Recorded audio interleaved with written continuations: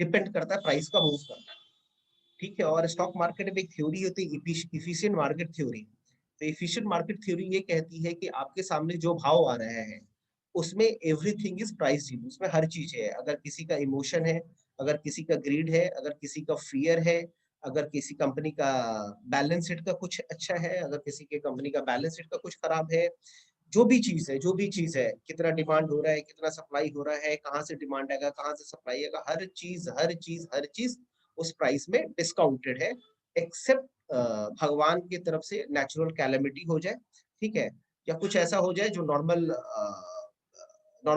Normally जो होता है वो नेचुरल कैलेमिटी को हम माने, या कुछ सरकार की तरफ कुछ ऐसा जो कि बहुत ज्यादा सीक्रेट और किसी को नहीं पता है, बस किसी को नहीं पता, बट ऐसा होता नहीं है, क्योंकि जो भी चीज चाहे अंदर बैठे लोग करें या बाहर बैठे लोग करें, वो सबको पता होता ही है। और इसके बाद आता है प्राइस बिहेवियर। क्या है price behaviour? Human psychology. Human psychology का मतलब जो भी प्राइस मूव कर रहा है तो लोगों का वहाँ पे बहुत लोग ग्रीडी होते हैं, उसके कारण भी प्राइस बहुत ज्यादा ऊपर चला जाता है, या बहुत लोग बहुत ज्यादा मतलब फियर में होते हैं, उसके कारण भी प्राइस ऊपर नीचे हो जाता है। बहुत लोगों का इमोशन जुड़ा होता है स्टॉक से, ठीक है, वो भी बहुत ऊपर नीचे हो जाता है। जैसे बहुत सारे जो स्टॉक जैसे रिलायंस हो गया, बहुत लोगों का इमोशन जुड़ा हुआ है, बहुत सारा जो मिड कैप होता है उसमें लोगों का बहुत ग्रीड और फियर होता है। ये सब ह्यूमन साइकोलॉजी का ही पार्ट है। ह्यूमन साइकोलॉजी मतलब खुद में ह्यूमन साइकोलॉजी ट्रेडिंग में बहुत बड़ा है अपने आप में, क्योंकि हम शुरू के 4-5 साल खूब हम पढ़ते थे, खूब पढ़ाई करते थे। मतलब ये ऐसा कोई चार्ट पैटर्न नहीं है, ऐसा कोई इंडिकेटर नहीं है, ऐसा कोई थ्योरी नहीं है स्टॉक मार्केट से रिलेटेड टेक्निकल्स का जो हम नहीं पढ़े होंगे या नहीं किए होंगे। बट लास्ट में एक ही चीज समझ में, आप जो पढ़ते हैं क्या आप उसको एग्जीक्यूट करते हैं या नहीं करते हैं? अगर आप एग्जीक्यूट नहीं करते हैं तो उस पढ़ाई का फिर कोई मतलब नहीं है। फर्स्ट थिंग इज कि आप जो भी पढ़ाई कर रहे हैं, सो एग्जीक्यूशन सबसे ज्यादा इंपॉर्टेंट रोल प्ले करता है स्टॉक मार्केट में सक्सेस करने का और पैसा बनाने का। क्योंकि जब एक बार आप एग्जीक्यूशन करना सीख जाएंगे तो स्टॉक मार्केट में नॉर्मली एक तो एजुकेशन है, जो कि लोग कहते हैं 80% एजुकेशन का बड़ा बड़ा इंपॉर्टेंट रोल है। But what I think education का जो रोल है, ये जो पढ़ाई का रोल है मतलब स्टॉक मार्केट से, that is only works for 20% और 25%। जस्ट डिपेंड अपॉन योर आपका दिमाग कैसा है। और एक बार जब आप उसको एग्जीक्यूट करना सीख जाएंगे तो एग्जीक्यूट करने के बाद जो मनी मैनेजमेंट और रिस्क मैनेजमेंट है, क्योंकि जैसे ही आप शुरू में एग्जीक्यूट करेंगे तो उस समय आप थोड़ा लॉस करेंगे, कभी बहुत ज्यादा प्रॉफिट करेंगे, तो ओवर द पीरियड 3 महीने, 4 महीने, 6 महीने, 8 महीने के बाद आपको समझ में आने लगेगा कि जो जो रिस्क मैनेजमेंट है वहां पे हम कहाँ गलती कर रहे हैं, या जो मनी मैनेजमेंट है वहां पे गलती क्या कर रहे हैं। So the first part is जो एजुकेशन है वो तो ले ही ले, साथ साथ एग्जीक्यूट करना है, जो भी आप पढ़ाई कर रहे हैं एग्जीक्यूट करना। जब आप एग्जीक्यूट करेंगे तो उसके बाद पता चल जाएगा कि कहाँ पे गलती हो रहा है। ऐसा होगा नहीं कि आप बहुत अच्छे टेक्निकल एनालिस्ट हो गए और एग्जीक्यूट करना शुरू कर दिए तो डे वन से पैसा आने लगे, ऐसा नहीं होगा। क्योंकि कभी कभी क्या होगा, किसी में क्वांटिटी बहुत ज्यादा हो जाएगी, कभी कभी क्वांटिटी बहुत कम हो जाएगी, कभी कभी आपका मन करेगा यार हम पढ़ाई तो की है लेकिन नहीं ये स्टॉक नहीं चलेगा क्योंकि टीवी पे ये न्यूज आ रहा है। नहीं नहीं ऐसा नहीं होगा, क्योंकि राकेश झुंझुनवाला ने बेच दिया है, राकेश झुंझुनवाला ने खरीद लिया है, ठीक है। तो ये सब चीज होगा।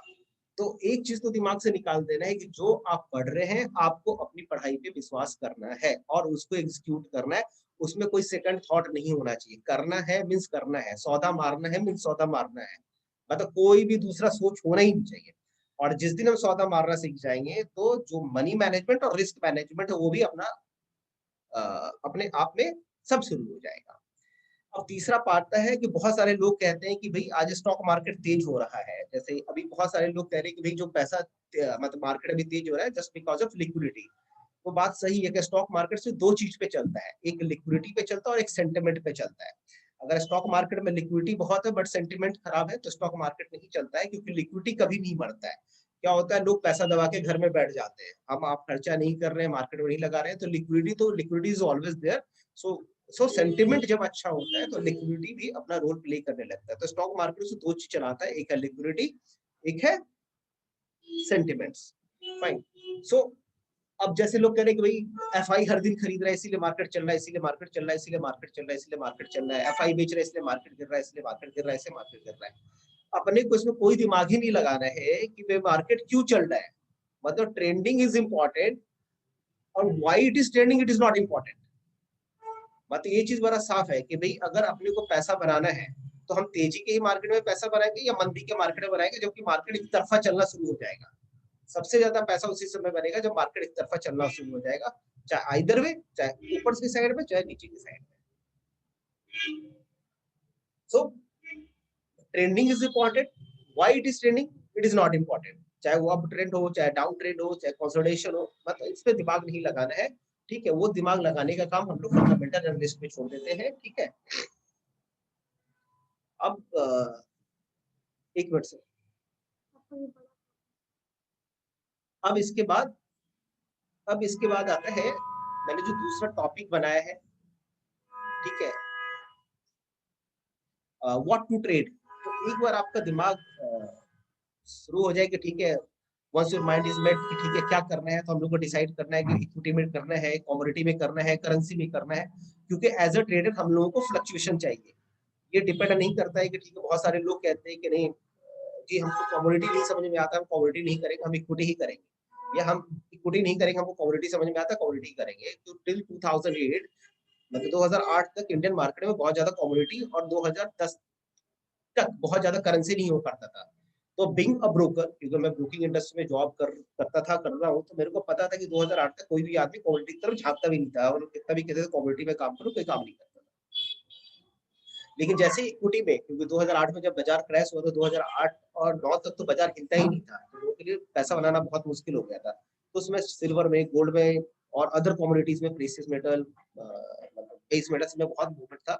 तो लोग, बहुत सारे ट्रेडर जो थे कमोडिटी में आ गए। तो फाइनली कि ट्रेडर को क्या चाहिए? ट्रेडर को प्राइस मूवमेंट चाहिए, क्योंकि बिग ट्रेडर हम लोग प्राइस मूवमेंट का ही फायदा उठाते हैं, और आइदर में, और करेंसी में भी। तो एक बार आपका दिमाग सेट हो गया कि हाँ भाई ये करना है, then what to buy, what to sell. ठीक है, बहुत सारे लोग कहते हैं कि नहीं मेरे को डेरिवेटिव्स में काम करना है, बहुत सारे कहते हैं कैश में काम करना है, या मेरे को करेंसी में ही काम करना है। और तब आता है देन व्हेन टू बाय और व्हेन टू एग्जिट। तो इसमें अलग अलग लोगों का अलग अलग सोच है कि when to buy and when to exit. ये सब जो हम बोल रहे हैं, ये सब जो मैंने एक्सपीरियंस किया है कि भाई ट्रेडर बनने के लिए क्या क्या आपको चाहिए। ट्रेडर बनने, हर आदमी कहता है कि ट्रेडर बनना है, ट्रेडर बनना है, ट्रेडर बनना है। ट्रेडर बनने के लिए क्या क्या होना चाहिए? आपका माइंड बड़ा क्लियर होना चाहिए। अगर माइंड में ना कोई भी, मतलब कंफ्यूजन नहीं होना चाहिए, मतलब कोई भी जो पिक्चर वो वेग नहीं होना चाहिए, पिक्चर बड़ा साफ साफ होना चाहिए कि हाँ मेरे को ट्रेडर बनना है या मेरे को इन्वेस्टर बनना है।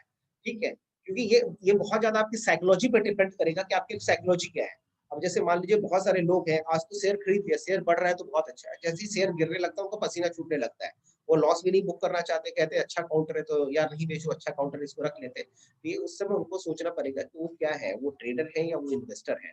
ठीक है, तो ये हम नहीं पहचान सकते। ये जो आदमी ट्रेड करना चाहता है या इन्वेस्टमेंट करना चाहता है, ये उन्हीं को डिसाइड करना पड़ेगा कि वो क्या है। ये उनके साइकोलॉजी से, ये पर्सनालिटी ट्रेड से ये खुद ही वो पता करेंगे। तो नॉर्मली जो ट्रेडर होते हैं या ट्रेडिंग जो होता है, वो तीन तरीके से हम लोग कर सकते हैं। One is the target based. Target based का मतलब ये कि हाँ भाई रिलायंस का जो है वो 2000 के पास आसपास सपोर्ट, हम 2000 पे खरीदते हैं, और 2050 पे या 2090 पे उनका टारगेट है, जिसको कि हम लोग टेक्निकल सप्लाई बोल रहे हैं, या रेजिस्टेंस जो बोले, जो भी चार्टिस्ट है या टेक्निकल उनको लगता है कि यहाँ पे हमको बुक करना है, सो वो टारगेट बेस्ड काम कर सकते हैं। वो अपना स्टॉप लॉस भी लगाते हैं और टारगेट भी लगाते हैं। और दूसरा जो आता है टाइम बेस्ड, तो बहुत सारे लोग जो होते हैं कि मेरे को टाइम बेस्ड ही ट्रेड करना है। सो टाइम बेस्ड में क्या होता है, उनका डिसाइड होता है कि मेरे को 2 दिन ट्रेड रखना है, 3 दिन ट्रेड रखना है, या 5 दिन ट्रेड रखना है। थर्ड होता है वो ट्रेंड बेस्ड होता है। सो नॉर्मली मैं जो प्रेफर करता हूँ, I prefer the trend based. Trend based में ये होता है कि आपको कभी ये पता नहीं कि कौन सा स्टॉक कितना चलेगा। कोई कितना भी बोल दे मेरे को ये पता है, मेरे को ये पता है, ऐसा है वैसा है, बट सच्चाई है कि कौन सा स्टॉक कितना चलेगा, कौन सा स्टॉक कितना गिरेगा, ये किसी को नहीं पता है। और सबसे बड़ा इसका एग्जाम्पल है, जब 2000 मार्च से बाजार में जब रिकवरी शुरू हुई, तो ये कोई नहीं कह सकता था 7,500 से मार्केट जो है आज 13,000 पे खड़ा हो जाएगा। सो हम और आप कौन होते हैं ये डिसाइड करने वाले कि मार्केट कहाँ जाएगा या कहाँ नहीं जाएगा? हमको और आपको बस ये डिसाइड करना है कि मार्केट जहां जाएगा, क्या हम मार्केट के साथ हैं? क्या इतना हिम्मत है हम लोगों में कि अगर मार्केट में 6,000, 8,000, 10,000 पॉइंट की रैली है, तो क्या हम उसके साथ चिपक के बैठ सकते हैं? तो हमारा एंट्री और हमारा एग्जिट दोनों डिफाइन होना चाहिए। तो कुछ लोग मूविंग एवरेज यूज करते हैं 7 दिन का, कुछ लोग 21 दिन का, कुछ लोग सुपर ट्रेंड यूज करते हैं 14/1 का, कुछ लोग 10/2 का सुपर ट्रेंड यूज करते हैं, कुछ लोग 10/3 का सुपर ट्रेंड यूज करते हैं। तो अलग अलग लोग अलग अलग टेक्निकल पैरामीटर के साथ अपने स्टॉक को लेके चलना पसंद करते हैं। सो एक चीज स्टॉक मार्केट में अगर बड़ा ट्रेडर बनना है और बिल्कुल कूल और काम, बिल्कुल, क्योंकि आपका दिमाग शांत रहना बहुत जरूरी है, क्योंकि आप टर्मिनल के सामने बैठे ये लो ये बेचो ये लो वो बेचो, वो ट्रेडिंग अगर वही लाइफ हम लोगों को जीना है तो अच्छा है कि हम लोग जॉब कर रहे हैं, सारे लोग जॉब कर रहे हैं तो ठीक है, सुबह से हम भी टारगेट पे परेशान है। पर एक्चुअली में ट्रेडर बनना है तो भाई साफ साफ है कि अगर किसी भी स्टॉक में बहुत बड़ी रैली आने वाली है या आ सकती है, नॉर्मली लोग कहते हैं हमको पता है, तो अगर आपको पता है कि आ सकती है तो आप एक एक लैगार्ड इंडिकेटर लगा के आप उसको पकड़े रहिए। 7 दिन का मूविंग एवरेज लगा दीजिए, 200 दिन का मूविंग एवरेज लगा के रख लीजिए, कुछ भी लगा के रख लीजिए, वो बड़ा पैसा आपको वहीं पे बनेगा। तो ये हो गया मतलब टाइम बेस्ड और ट्रेंड बेस्ड ट्रेडर। अब है चार्ट और टेक्निकल पैरामीटर। लोगों का एक बड़ा कंफ्यूजन है कि जो टेक्निकल एनालिस्ट और जो चार्ट होता है दोनों सेम होता है, बट इसमें मेरा मानना है कि दोनों अलग अलग होता है। चार्ट, जो चार्ट पैटर्न है जिसको कि हम कह सकते हैं rounding bottom, cup and saucer, symmetrical triangle, head and shoulder, inverted head and shoulder, और दूसरा होता है टेक्निकल पैरामीटर। सो चार्ट जो प्राइस बिहेवियर है वो चार्ट पे, और technical parameter what I assume कि जो टेक्निकल पैरामीटर है that is the moving average, that is the RSI, that is the MACD. ठीक है, इन सबको मैं क्या कहता हूँ, इन सबको मैं टेक्निकल पैरामीटर कहता हूँ। इन दोनों को कंबाइन करके अगर हम लोग काम करें तो क्या है कि हमारा जो प्रोबेबिलिटी है, जो ट्रेड का जो प्रोबेबिलिटी है, जो रिजल्ट है वो बेहतर हो जाएगा। इसको आप कैसे कह सकते हैं कि क्यों बेहतर हो जाएगा? तो जैसे अगर कोई कॉइन है, अगर आप किसी भी कॉइन को टॉस करते हैं तो मतलब हेड और टेल आने का जो प्रोबेबिलिटी है वो 50-50 है। तो अगर आप 10 बार, नॉर्मली सारे लोग बोलते हैं कि भाई अगर ट्रेडिंग जो है वो एक कॉइन को फ्लिप करने की तरह, आप एक कॉइन उछालिए और हेड आएगा तो 2 रुपए, टेल आएगा तो 1 रुपए, अगर आप ऐसे कीजिए तो आपको ये रिजल्ट आएगा। बट मैं कहता हूँ अगर आप हेड की तरह अगर आप थोड़ा सा वेटेज डाल देते हैं तो हेड आने की जो प्रोबेबिलिटी है वो बढ़ जाती है। हेड और हेड की तरफ थोड़ा सा और वेटेज डाल देते हैं तो हेड आने की जो प्रोबेबिलिटी, अगर कॉइन को आप फ्लिप करेंगे तो प्रोबेबिलिटी बढ़ जाती है। सो अगर आप कोई भी चार्ट पैटर्न को अगर आप यूज कर रहे हैं, सपोज जैसे हम ऑल टाइम हाई को हम बहुत प्ले करते हैं, और इसी ऑल टाइम हाई के ऊपर में अगर हम 7 दिन, 21 दिन और सुपर ट्रेंड को और जोड़ दें तो आपको, आपका जो कंफर्मेशन है वो ज्यादा हो जाता है कि यार आपके साथ चार चार चीज सपोर्ट कर रहा है आपको। ठीक है, तो आपको उसमें कॉन्फिडेंस बढ़ जाता है, और आपका जो बैक टेस्टिंग है या पीछे आपने देखा कि जब जब ऐसा हुआ है तब तक रिजल्ट जो है कंपेयर कंपेयर टू मतलब अदर ट्रेड्स, इसमें मतलब जो जो रिजल्ट है वो बेहतर है या अच्छा है। तो अब हम जो भी मार्केट है, मार्केट को 3 तरीकों में हम लोगों ने बांटा है, या जो भी पैटर्न है, या जो भी चार्ट चार्ट का जो पैटर्न है उसको 3 तरीके का पैटर्न होता है। एक कंटिन्यूएशन ऑफ ट्रेंड होता है, एक कंसोलिडेशन ऑफ ट्रेंड या कंसोलिडेशन ऑफ प्राइस होता है, the third one is reversal of trend होता है। सो कंटिन्यूएशन ऑफ ट्रेंड, जैसे आज मार्केट चल रहा है, एक तरफा चल रहा है, सो ये कंटिन्यूएशन ऑफ ट्रेंड है कि मार्केट चल रहा है, मार्केट चल रहा है, मार्केट चल रहा है। सो अब कहीं ना कहीं तो प्राइस या तो कंसोलिडेट करेगा तो ट्रेंड रिवर्स करेगा, so that will be the, कहीं ना कहीं से प्राइस मतलब या तो चलता रहेगा या तो कंसोलिडेट करेगा तो ट्रेंड में रिवर्स हो जाएगा। तो जितना भी चार्ट पैटर्न है, हर एक चार्ट पैटर्न को हम लोगों ने मतलब 3 कैटेगरी में बांटा है। So one is the continuation pattern and one is the reversal pattern. तो आज जो भी मैंने बनाया है तो उसमें कंटिन्यूएशन पैटर्न को मैंने ऐड किया है। तो सबसे पहले जो कंटिन्यूएशन पैटर्न में आता है, असेंडिंग ट्रायंगल आता है, डिसेंडिंग ट्रायंगल आता है, सिमेट्रिकल ट्रायंगल आता है, एक्सपेंडिंग ट्रायंगल आता है, और चैनल होता है, अपवर्ड और डाउनवर्ड चैनल होता है। छोटा छोटा मैंने 4-5 लाइव एग्जांपल बनाया था। जब ये, तो जैसे ये थायरो केयर का मैंने बनाया था, ये थायरो केयर है, थायरो केयर ये दिख रहा है सबको, ये सब अनम्यूट हो गया, राहुल भाई दिख रहा है?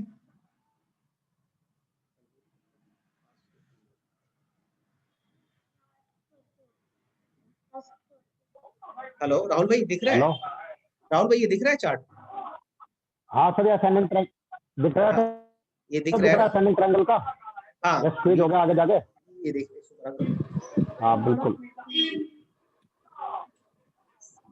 अगर आप इस पैटर्न को देखिएगा, ठीक है, तो आप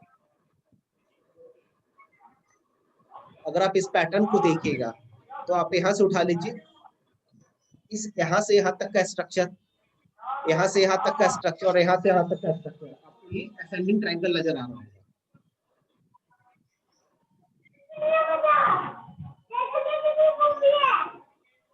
अगली जी, अगली जी। हाँ दिखाई दे रहा है अभिषेक जी, दिखाई दे रहा है। दिखाई दे रहा है तो ठीक है। अब मैंने सबको हाँ दिखाई दे रहा है। तो सबको मैंने अनम्यूट कर दिया है, जो 4-5 लोग हैं हम लोग सब लोगों ने अनम्यूट कर दिया है। तो अब इसमें अगर आप देखिएगा तो this is called ascending triangle. तो आपने जब यहाँ पे देखा जब असेंडिंग ट्रायंगल हुआ, सो ये हमारा एक रेजिस्टेंस लाइन, ये हमारा रेजिस्टेंस लाइन है, ये मेरा नीचे का एक लाइन है। सो ये जो है ये असेंडिंग ट्रायंगल बन गया। और असेंडिंग ट्रायंगल के बाद जब ब्रेकआउट आया तो इतना बड़ा मूव आया।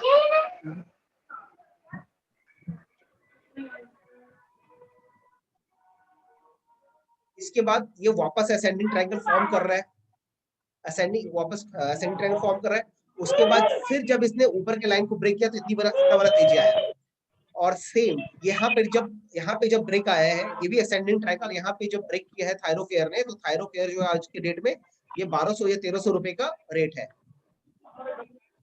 1200 या 1300 रुपए का रेट है। सो अगर आप इस पैटर्न पे काम करते हैं, यानी असेंडिंग ट्रायंगल के पैटर्न पे काम करते हैं, तो एक चीज तो बड़ा साफ साफ है कि भाई थायरोकेयर जो है हमेशा असेंडिंग ट्रायंगल बना के चलता है, और जब भी चलता है तो ये बड़ा बड़ा मूव देता है। So this is the example of ascending triangle. अब इसको अगर किसी को राइड करना है, अब अगर कोई चाहता है कि इसको राइड करे, तो ठीक है। तो अगर हम लोग इसमें थोड़ा सा चेक कर ले आगे पीछे जाके, तो हम ये देखेंगे कि ये 21 डेज के मूविंग एवरेज को बहुत रेस्पेक्ट करता है। राहुल भाई कुछ कह रहे हैं? हेलो, हाँ राहुल भाई कुछ कह रहे हैं? हेलो, मैंने सर कुछ नहीं ओके।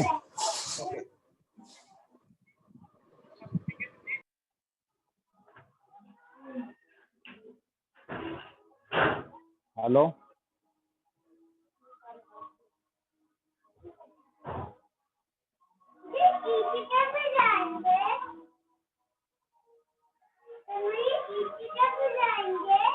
अब ये दूसरा है असेंडिंग ट्रायंगल। अब अगर आप यहाँ से यहाँ तक देखेंगे, ठीक है, चार्ट पैटर्न को अगर हम पहचाने तो ये भी एक असेंडिंग ट्रायंगल है सर, ठीक है। तो जब भी देखें कि असेंडिंग ट्रायंगल का ब्रेकआउट हो तो इसमें बहुत बड़ी तेजी आई। अब इस स्टॉक में अगर आप सुपर ट्रेंड लगाएंगे तो 14/1.5 का जो सुपर ट्रेंड है, इसमें हमेशा बड़ा अच्छा काम करता है स्ट्राइड फॉर्म में, जिसका हम लोग स्टार जिसको कहते हैं, और अभी तक ये इस सुपर ट्रेंड को ये फॉलो कर रहा है। तो मैंने क्या किया कि मेरा ट्रेडिंग स्टाइल है कि जो टेक्निकल इंडिकेटर्स और जो चार्ट फॉर्मेशन है, सबसे पहला जो स्टेप है कि मेरे को आई थिंक कि मेरे को लगता है मेरे को चार्ट पैटर्न बहुत अच्छे से समझ में आता है। तो मैंने चार्ट पैटर्न मेरा पहला बेस है, उसके बाद मेरा टेक्निकल इंडिकेटर मेरा बेस है। तो स्टॉक है हमेशा 7 और 21 दिन का मूविंग एवरेज के ऊपर होना चाहिए, और सुपर ट्रेंड 10/3, 10/2, 10/1 या 14/1 के ऊपर होना चाहिए। उसको वो लगाड़ करते हुए पीछे से वो आ रहा है।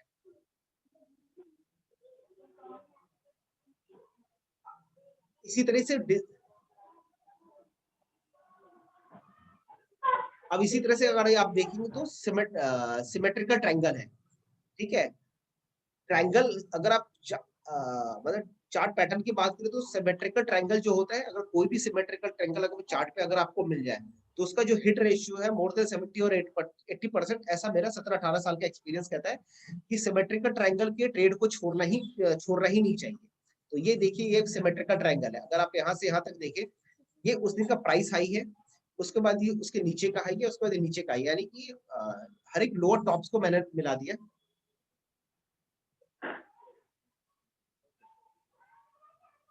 ये थोड़ा बेटा हेल्प करा मेरे को। ये सिमेट्रिकल ट्रायंगल है सर, ठीक है, ये सिमेट्रिकल ट्रायंगल है। तो आप देखिए जब ये सिमेट्रिकल ट्रायंगल का ब्रेक आया यहाँ पे, सो सिमेट्रिकल ट्रायंगल का ब्रेक आता है तो स्टॉक में मूव आना ही आना है, ठीक है। और उसका नॉर्मली जो उसका जो हाइट आपको मिलेगा, जितना लंबा ये है, ठीक है, उतना लंबा ये ऊपर जाता है। ये सिमेट्रिकल ट्रायंगल का अगर किसी को अगर कोई टारगेट बेस्ड है तो उसको वो टारगेट बेस्ड ऐसा कर सकता है। इसके बाद इप्का लैब भी हम लोगों ने देख लिया। इप्का लैब में अगर हम देखें तो इप्का लैब में एक असेंडिंग ट्रायंगल भी है, विद इन सिमेट्रिकल ट्रायंगल अगर आप देखिए तो ये असेंडिंग ट्रायंगल भी है। ये यहाँ से याद है, असेंडिंग ट्रायंगल।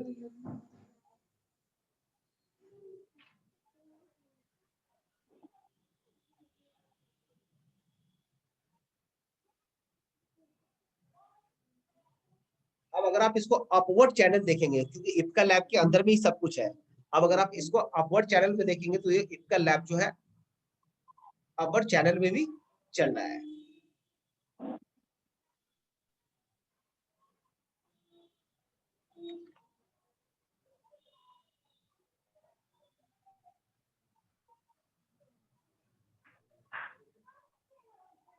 ये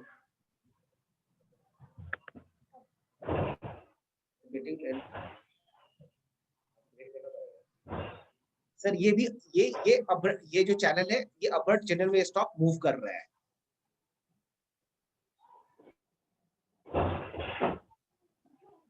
इसी तरह से सर एक्सपेंडिंग ट्रायंगल है, मतलब ये सिर्फ ट्रायंगल के ऊपर, ट्रायंगल जो होता है वो सिर्फ कंट्रीब्यूशन पैटर्न होता है। अगर स्टॉक ऊपर की तरफ जा रहा है तो ऊपर की तरफ लेके जाएगा, स्टॉक के नीचे की तरफ आएगा तो नीचे की तरफ लेके जाएगा। तो this is called the expanding triangle. ये रिलायंस इंडस्ट्री है, रिलायंस इंडस्ट्री का एक्सपेंडिंग ट्रायंगल है। रिलायंस इंडस्ट्री जब जब इस पैटर्न के हिसाब से सर ये 2300 के ऊपर बंद होगा, हमेशा लोगों को लेके जाना है, क्योंकि ये बहुत बड़ा एक्सपेंडिंग ट्रायंगल है और जो कि बहुत बड़ा पैसा हम लोग को बना के दे सकता है। एक मिनट सर।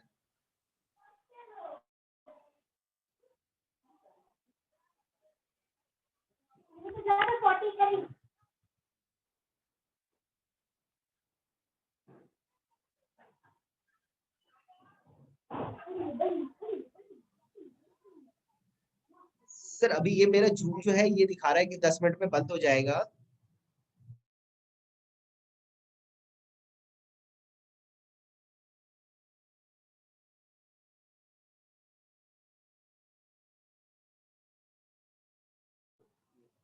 हेलो राहुल भाई, आवाज आ रही है? आगे आगे आवाज आई। ठीक है, तो अब ये मेरा जो ये कह रहा है 10 मिनट में बंद हो जाएगा, तो हम एक तो तैयारी दिखाना चाहते हैं राहुल भाई या अजीत जी, हम आपको तैयारी दिखाना चाहते हैं कि हम लोग तैयारी कैसे करते हैं स्टॉक की। तो ये मैं आपको दिखाता हूँ कि 10 मिनट ये में ये आधे बंद, घंटे का ही वेस्ट है ना। हाँ 10 मिनट में ये बंद होने वाला है। तो मैं आपको एक एक्सेल सीट खोल के दिखा रहा हूँ, मेरा एक्सेल सीट।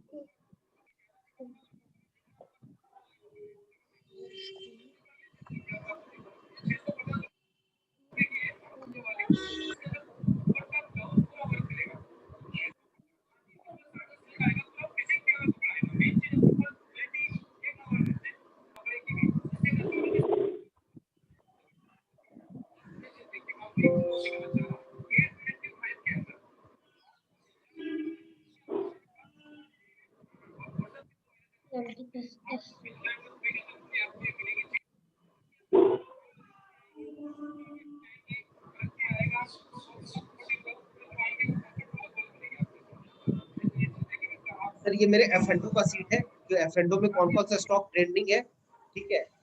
ये ट्रेंडिंग है, सेकंड सीट।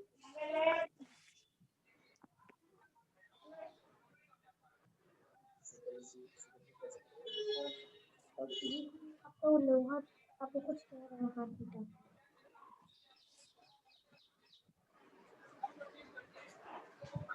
स्टॉक सिलेक्शन का मेरे पास क्राइटेरिया है कि सर कौन कौन सा स्टॉक है जो मंथली चार्ट पे रिवर्सल दे रहा है। जो जो स्टॉक मंथली चार्ट पे रिवर्सल देता है, मेरे को उसी स्टॉक को बाई करना है, जिससे वो जिसमें उसमें उसमें बहुत ज्यादा तेजी आने का प्रोबेबिलिटी होता है। तो आप देखें तो मैं हर दिन रात में, हर दिन मेरी तैयारी होती है कि कौन कौन सा स्टॉक मूव करने वाला। आप कोई भी स्टॉक उठा के देख लीजिए, हर एक स्टॉक का लेवल, हर एक स्टॉक का हर चीज तैयार है। ये जो तैयारी आपको हर एक दिन, जैसे कल ट्रेडिंग है तो आज आपको शाम में अपना ट्रेडिंग, आपको जैसे KPR मिल है 665 पे अपनी तैयारी है, ठीक है। डायनाकॉन से 38 पे तैयारी है, कैरियर पॉइंट 178 पे, स्टील स्ट्रक्चर 56 पे है, किनेटेक 97 पे है, इजो 43 पे है। तो ये हर दिन अपनी तैयारी होती है। तो हर दिन अपना स्टॉक ऑलरेडी डिसाइडेड होता है कि मेरे को कौन सा बाई करना है, और कौन सा बाई करना और कब बाई करना है, ये मेरा इंडिकेटर बताता है। जैसे मैं इन्वेस्टिंग को यूज करता हूँ, तो इन्वेस्टिंग में मैं इंडिकेटर, मैं अलर्ट लगा देता हूँ, इस प्राइस के ऊपर ये स्टॉक काफी तेज हो जाएगा। तो जैसे अभी आप देखें तो पोपरान, ठीक है, तो पोपरान जो है preparing for a big reversal, तो आप इसमें पैसा बना सकते हैं। सारे गामा, ठीक है, वेटिंग फॉर 588 पे, मतलब बिग रिवर्सल 840 के ऊपर, ये इसमें और बड़ा रिवर्सल आने वाला है। पीएपीपी जैसे 200 रुपए पे अपना रिवर्सल था, 200 रुपए पे बहुत बड़ा रिवर्सल का तैयारी है। तो ये स्टॉक पहले ही हम लोग आइडेंटिफाई कर लेते हैं, जिसमें जैसे रामको सिस्टम 298 पे अपना आइडेंटिफिकेशन, अभी 450 रुपए का भाव है, 480 का, बहुत बड़ा अभी तो यूनिवर्सल है। एक मिनट, बैटरी खत्म हो गई।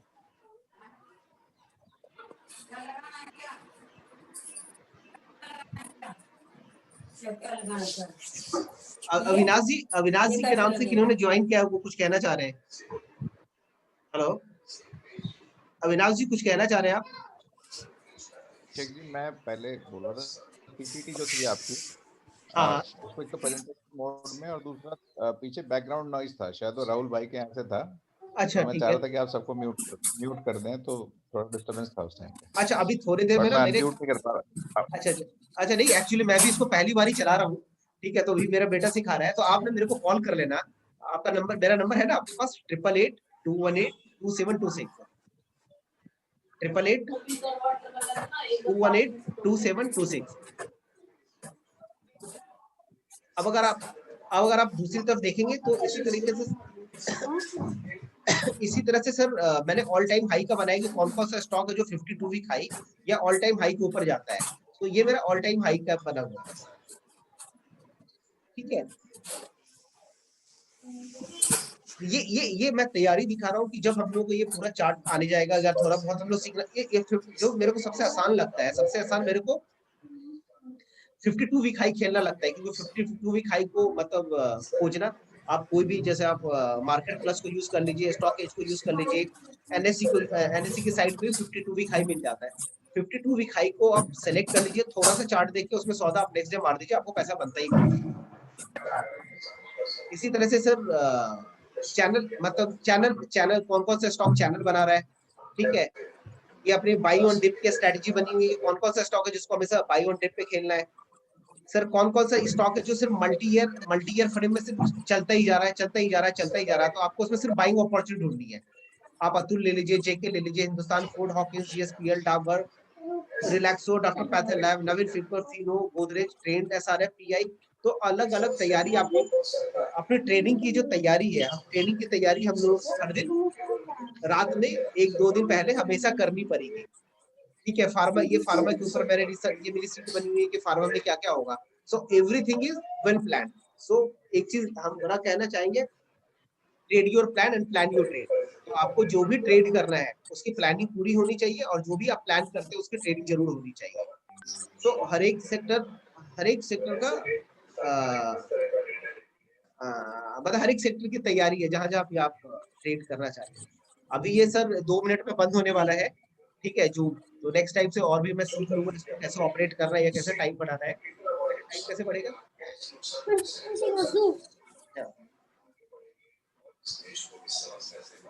हेलो राहुल भाई। हाँ जी सर। हाँ, तो टाइम खत्म होने वाला है, तो अब 1 टू 1 मैं फोन पे बात कर लेता हूँ सबसे, है ना? हाँ वो कोई बात नहीं सर। हाँ, तो ओवरऑल बहुत बढ़िया था सर ये। ठीक है।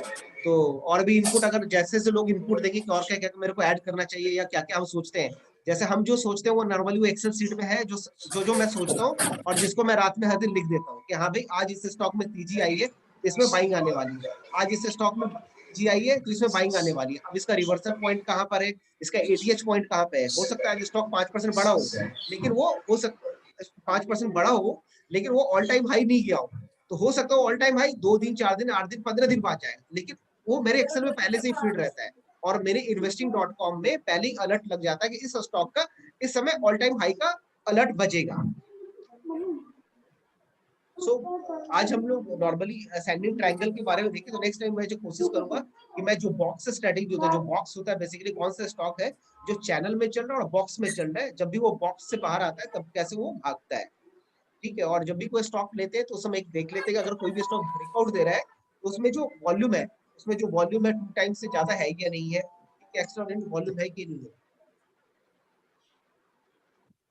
तो ठीक है राहुल भाई, अब 1 मिनट दिखा रहा है, तो किसी को कुछ कहना हो तो बताइए सर, अगर किसी का कोई इनपुट हो तो। सब बहुत बढ़िया, ओवरऑल बहुत अच्छा था हम्म, और बहुत मेहनत करते हो आप डेली की। हाँ नहीं थैंक यू, हेलो आपसे भी सीख, हाँ आप, हेलो हाँ बताइए हेलो सर, हेलो हाँ हेलो। ये जो आपने एक्सेल शीट बनाई है, एक्सेल हाँ। शीट, हाँ हाँ हाँ हाँ हाँ जी भैया तो ये बताइए। आप अपने आप अपडेटेड होते हैं या आप अपने आप आप करते हो या अपने आप अपडेटेड हो जाती है एक्सेल? नहीं नहीं, मैं करता हूँ, मैनुअली करता हूँ मैं। ओके, तो डेली बेस पे करते हैं। हाँ, डेली बेस 8 से लेके 10 बजे रात तक बैठ के सारी चीजें अपडेट करता हूँ।